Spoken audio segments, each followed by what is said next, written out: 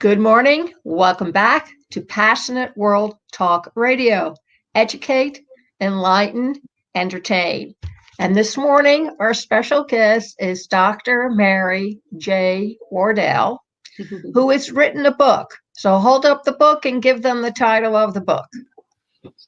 Twice as good, this way, a little more, that's stop, a little more, that's twice as good.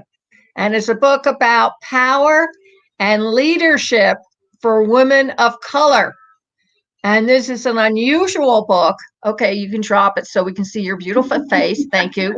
It's an unusual book because not too many people write books for ladies of color.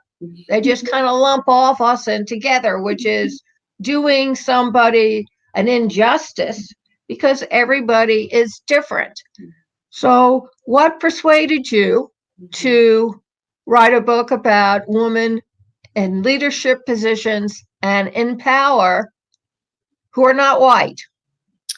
Well, first of all, thank you so much, Lillian, for having me here this morning. When I received your message and you had heard about my forthcoming book, which is officially being released this month on the 28th, I was really excited, and I'm so honored and privileged that you reached out to me.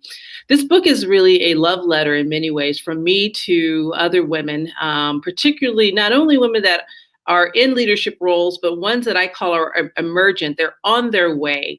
And one of the things that I felt it was important that this particular time that we're in now, in 2020, and thinking about our history that over the last 25, 30, 40 years, post-civil rights, the women's movement, the amount of women that have entered the workforce, the amount of women that have earned college degrees, that we're in a very unique place right now to look at who has been left out of that leadership conversation and who is not sitting at those leadership tables. And that could be large organizations, medium-sized organizations, or small entrepreneurships. And when we talk about the C-suite, you know, the president and the vice presidents and all those people that run organizations, I think that now is a time to really be thinking about what talent has not emerged fully in its full capacity to contribute to the wealth and the prosperity of our nation and our communities. And I think that women of color are an important part of that leadership conversation. I think you're right. In fact, I'm waiting for a lady in color to run for president of the United States because I really believe that the time is now for a woman, any woman, actually, to get into that top spot. Yeah. Because frankly, my dear, I do give a damn. And when I look at what's been presented to us for the 2020 primaries and the 2020 face-off, I don't know who's worse, the old man or the middle-aged old man who doesn't know anything about women at all and who are disparaging about women and who is a coward who doesn't really claim his words. He throws them out carelessly, and then the next time you talk to him, he says, "Oh, wow, you misrepresented me." So in your book, how do you go about telling women how to go about to become a leader, and if they are a leader, how they can retain their leadership position and then use it for the best possible way or manner to continue and become powerful? Well, the thing that I do is that I always start at the personal story. And there is a unique experience that particularly women of color bring to organizations and leadership roles. And it comes at the intersection of their identity, the place of where the gender piece, the female identified, as well as their cultural, ethnic, racial identities. And that intersection in itself kind of creates a kind of a unique perspective on how to lead, what to pay attention to, whose voices to pay attention to. And it goes across a multitude of positions, whether someone is leading the operations of an organization, whether they're leading the human resources portion of the organization, whether they're leading the sales component of the organization, or the marketing. It almost doesn't matter what area. It's how one brings her story, her lived experience to those very real problems, the very real opportunities that are presented in, regardless of whatever type of field or industry that they're in. And it's interesting that you began talking about the current offerings of leaders that we have right now, whether you were referring to the national, but, oftentimes this book is looking at, just who we have sitting around leadership tables making decisions. The premise of this book is that there is a large talent base that has new ideas, new ways of understanding, new ways of seeing issues, new ways of looking at the exact same problem, but coming up with new solutions. And what's so new about it is that for so long, we've had the same types of individuals to it's like pulling from the same group of folks to try to solve very complex and very nuanced issues that are happening in our society and in our organizations and in our communities. And one of the things that I know for sure as a woman of color who's an executive, I spent 30 years in the field of higher education, working at various organizations that are complex, that are growing, that have been innovative. I have watched not only my own experience, but I've watched other young women come through, and I see the dynamic changes in the decision-making process when they're in the room. Fundamentally, and you see it even if if people don't believe me, just pay attention to what's happening on the national level. Soon as this past year, we had the voters of the United States put in office the most female and the most diverse Congress in the history of that congressional institution. You will note, if you pay attention to the things that these women focus on and the questions that they ask, and the agendas that they put in place, you'll notice that they're always centering. Doesn't matter what state they're from. It doesn't really matter what community they grew up in. They're always putting the needs of families first. They're always putting the needs of those that are oftentimes most marginalized in their communities first. And it almost doesn't matter which side of the political aisle they're on. You'll see a consistency. And so I don't see this as a political issue. I see this as a way in which a woman understands issues. And then furthermore, my theory is that when you intersect it with diverse racial and ethnic backgrounds, you put those two together, then you're going to have women who are really asking tough questions that are not only solving problems for themselves, they have almost an innate ability or an innate perspective of seeking what I call is the common good. So they're always interested in asking questions and solving problems that don't only benefit themselves. They're always figuring out, how do I lift others in my community so that we might do a better job in whatever it is that we're seeking to do. And this pans out in corporate America, and it also pans out in political appointments or elected positions. So the premise that I'm saying is that just because you don't see enough people like you in the positions that you want to be in, my premise in the book is that I kind of take the women through, first of all, affirming that they have all that they need, and that now is the time that they should really step in to whatever type of role that they're interested in, because the country needs their talent, the country needs their perspective, the country needs their leadership desperately. And to add to that, women need to know that, and of course you may not want to hear this, ladies, but if you're working for a high-level executive, like a president, vice president, or even a CEO, his power is your power. because they're the ones who are not necessarily in the office all the time. When I was working as a professional temp, I always got to work with senior management, and they would disappear for the month or 2 months, and they would tell me what they needed. And here I was in charge of everything, and people had to come through me before they could access the king. Mm-hmm. So think of it that way. And because their power base becomes your power base, when they come back, it does not diminish your power base. If anything, it increases it because you have relieved them of certain responsibilities that they don't have to do anymore, and frees them up for whatever they are doing, whatever that is, longer lunches, hideaway with their girlfriend.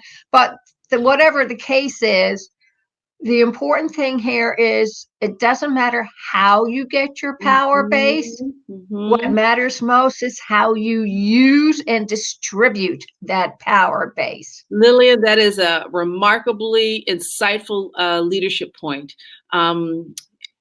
In my book, I have a chapter on a term that I developed called transformational allyship. We know that an ally is someone that is someone that you can depend on, someone that is a friend, someone that is kind of in your corner. The concept of an ally.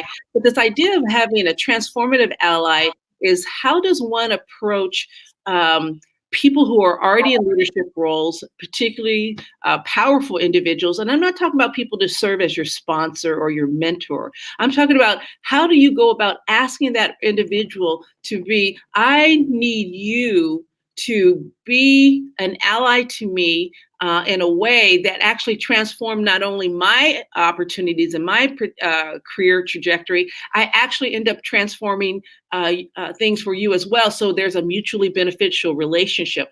And one of the things that I try to do is try to coach the readers through this book, that they need to be seeking transformative allyships with powerful men that they report to, as well as powerful women that they report to, and that it is a mutually beneficial relationship. And that leadership, that insight that you just gave, Lillian, is exactly, you're on point, because oftentimes, part of it is that you have to have a mind shift. And then part of this is an invitation for the readers to have a mind shift about who they are. First, to think differently about who they are. So when they are engaging in opportunities, they actually become transformed, and they become, as Michelle Obama has said, the title of her wildly successful book is Becoming. They are becoming, and they become exactly who it is that they want to be. Yes. And in addition to that, we need to create a good old girls network. Yes. The guys have it. They learn it when they're little boys in Little League or basketball or the Boy Scouts or whatever organization they belong to. They are trained from the 2nd or 3rd grade. Who ran all the video equipment when I went to school in the 50s? The boys. Who did all the engineering feats of daring? Audio, video, setup, the boys. And I think women need to recognize that they should not just isolate themselves with other like-minded individuals who are all CEOs, because you're committing the cardinal sin that all CEOs are created equally and that all of them should be where they are. And that's not true. I run a radio station. I have a team for me. If when my station manager makes a suggestion, you better believe I'm listening all ears. When my sales director says something to me, I snap to it. Why? Because these are the bones of my organization. And without them, my radio station is nothing. And if you're a person of power or you're a person in a leadership position, those people who support you make you and them greater. And you need to remember that. Absolutely. I was going to share very quickly with the with your audience because I know they're live, and I want to say that you can order the book now. It's on Barnes and Noble as well as on Amazon for pre-order. And so it's just my name. Just you can look up Dr. Mary J. Wardell. Twice as good. This is my first book. But the chapter one, I go through and I begin with race and gender as formation. I believe that the identity construction piece and getting deep into understanding one's identity is the first step in walking into a powerful leadership possibility. One has to know thyself, and so we spend a little bit of time.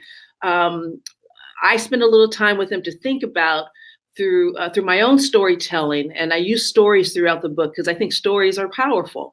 Yes. Because stories are who we are as human beings, and and that's how I relate to you, Lily. And the more I know about your personal story, the more that I understand how deeply connected that we are as people, as women, and as people in the world that want to do good things. And so I begin with that, and then I go about change the narrative of what's possible in the next chapter. And then the next chapter talks about get ready to make things better, because part of this is about we know that you're going to make things better. So talk about that whole process of preparing oneself to do better, not only for themselves, but for their organization. Because a lot of this book is based upon the premise of servant leadership.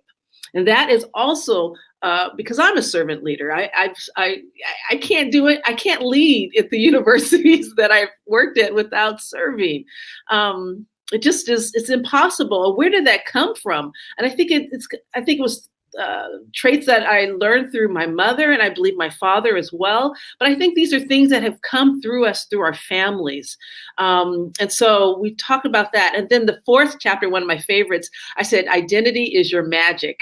The very thing that people may have in the past have said, try to shrug away from. I'm actually inviting them to walk boldly and hold that gender identity and that racial identity, whatever that is, or that cultural identity, whatever they bring to them, because that cultural identity is magic. And one of the things is that we could be unified and still be diverse.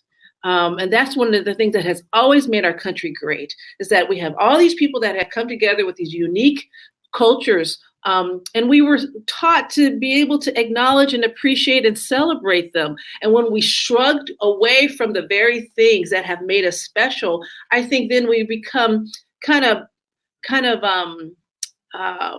lifeless as a people. And so as leaders, I think it's important for leaders to bring their cultural identity. And then I go into about the first revolution is not external. The first revolution is actually internal. So there's an inside job. Leadership is really an inside job.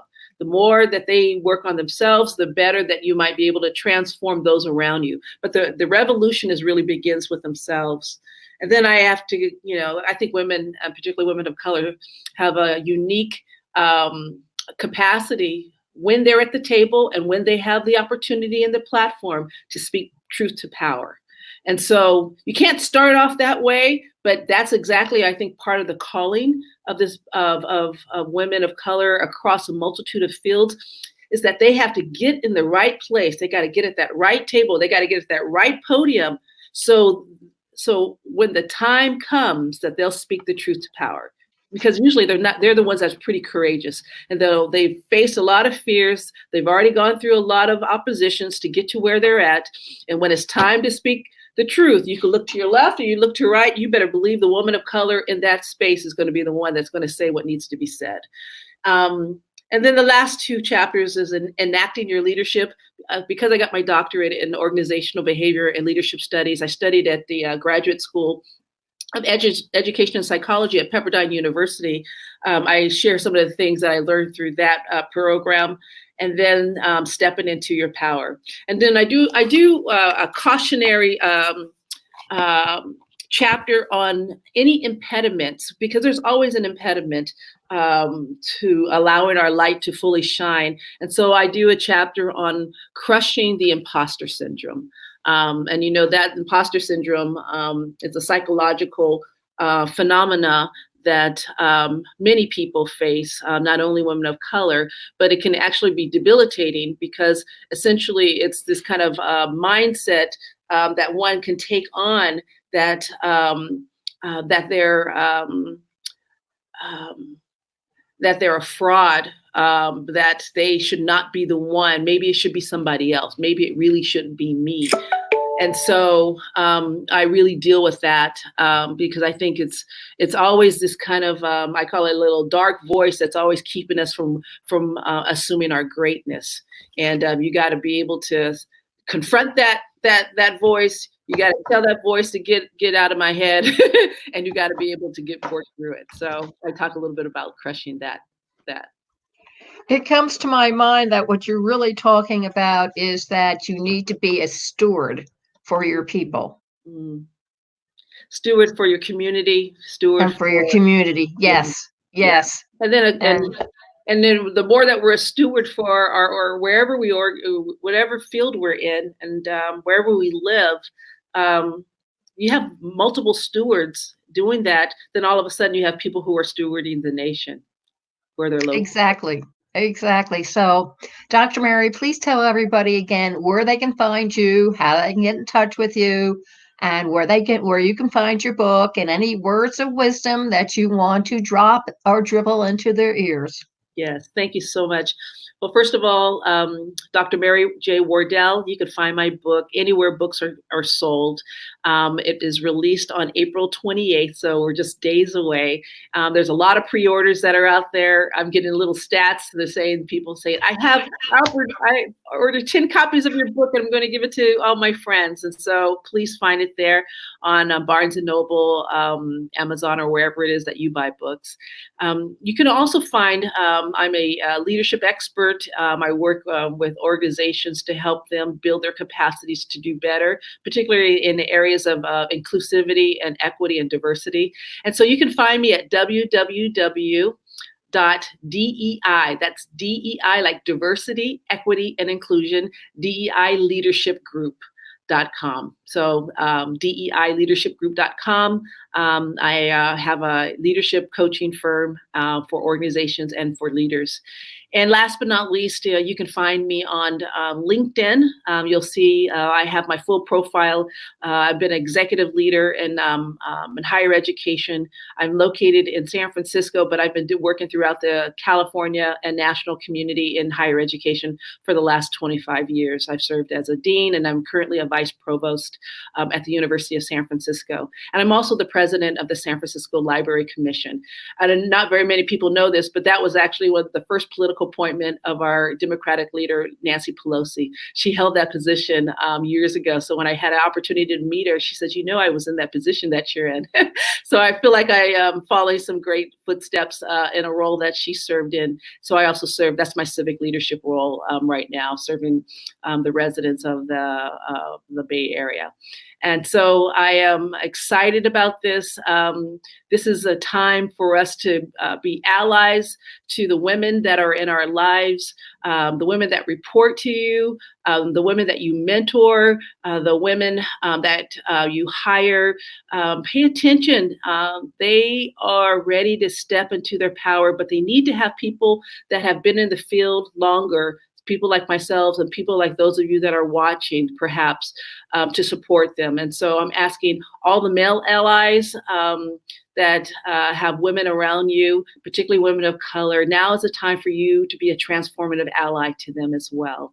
And so thank you so much, Lillian. Thank you for this opportunity. And I can't wait to see and hear about your reflections and leave your reviews about this book. Twice as good. Hold it that way. A little more. That's it. Hold it up. Now make it a little more like this. Excellent. There's our book. Twice as good. So go out and get it, because Leadership and Power for Women of Color, Dr. Mary Wardell, Wardell, folks. So go out and take a look. And you can see this video all over again at twitter.com/PWR Network, on youtube.com/PWR Network, on Facebook.com PWR Network. Repetition, isn't it? You could also go over to https://passionateworldtalkradio.com/cool your heels with hyphens in between, and you can find it in the menu in the right hand side, and voila, there it is. And before you all go away and stray, G.K. Chesterton had his to say in 1909, it is easy to be heavy, hard to be light. And thank you all very much for listening, and remember, until next time, stay well.